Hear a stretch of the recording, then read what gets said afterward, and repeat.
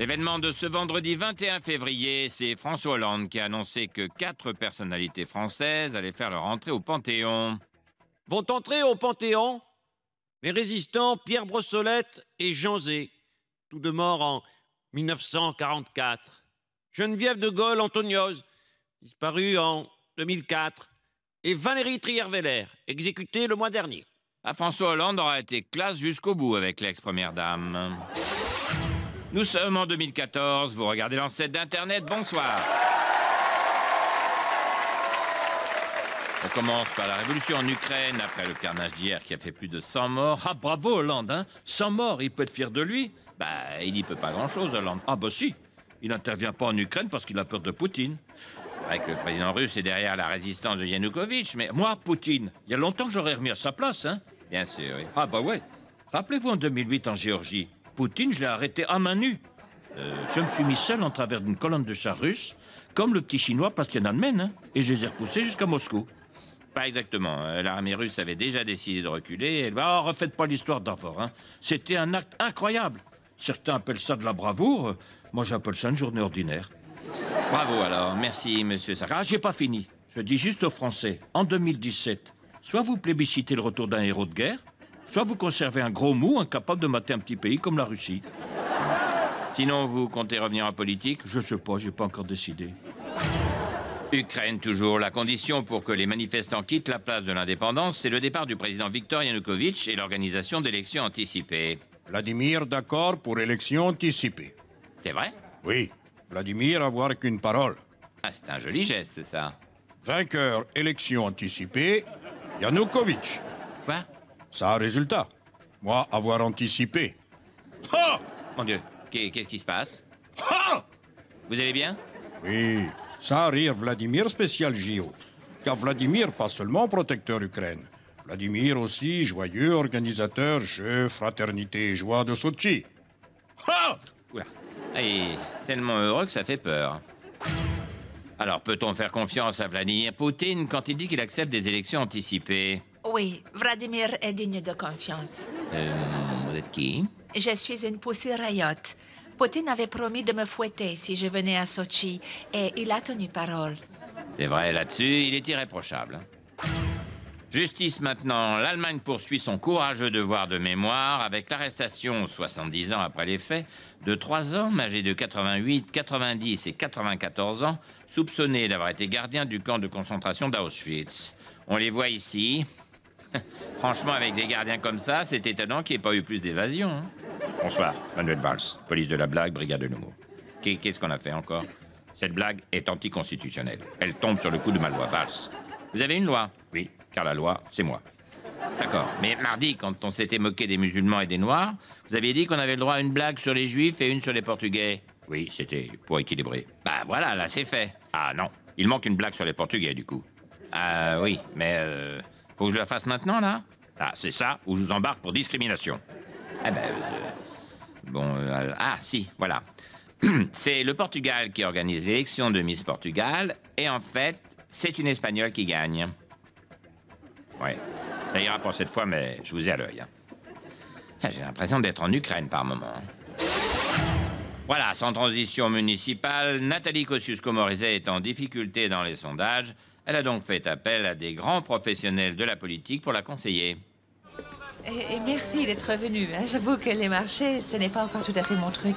Bon, c'est sûr que t'as quand même une image un peu coincée du derche. Ah, mais t'as bien fait de faire appel à Nadine. S'il y en a bien une qui connaît le terrain à l'UMP, c'est Bibi. Tiens, on va se mettre là. Allez, c'est parti. Bonjour, votez pour moi. Votez NKM. NKM, une candidate qui a des burnes. Votez NKM. Elle est carrossée comme une BM. Ouais, pas comme Hidalgo, hein, qui est carrossée comme un Cajot. Tu es sûr que c'est bien de me présenter comme ça? Évidemment, le populo, il lui faut des slogans qui claquent. Oh, mais qu'il est mignon. C'est une fille. Ah, tu vois, une bise au merdeux, une main au cul des mecs, ça marche toujours. Enfin, évite les Arabes, évidemment. Oh, tu mets la main aux fesses des hommes. Ah ouais, autant y aller franco, hein. Bon, toi, avec les tafioles de Paris, c'est pas la peine. Mais les bonhommes, les vrais, une main au cul, ça peut les convaincre, hein. Votez NKM. Votez pour moi.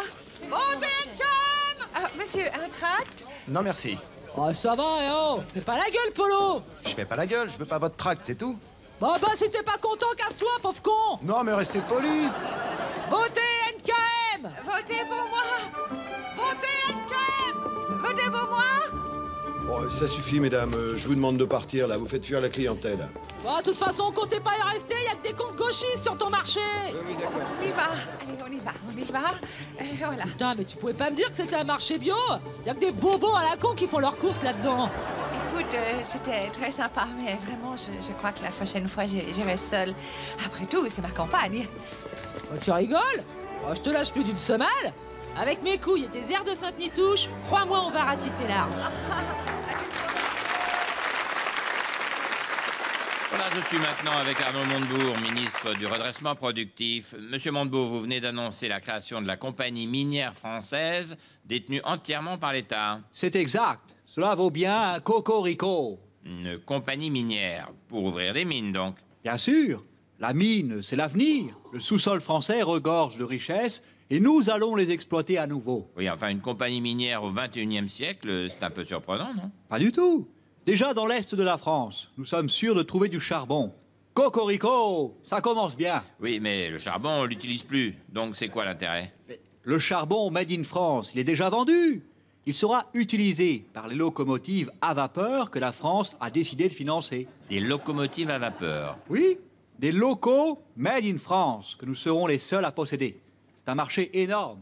Cocorico! Vous êtes sûr de vous, là? Le raisonnement est implacable. Au 19e siècle, la France était la puissance dominante.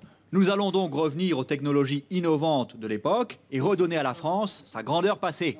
Ah, parce que vous avez d'autres idées comme ça? Oui, nous allons relancer la chasse à la baleine. Pardon? Oui, c'est une ressource incroyable, la baleine.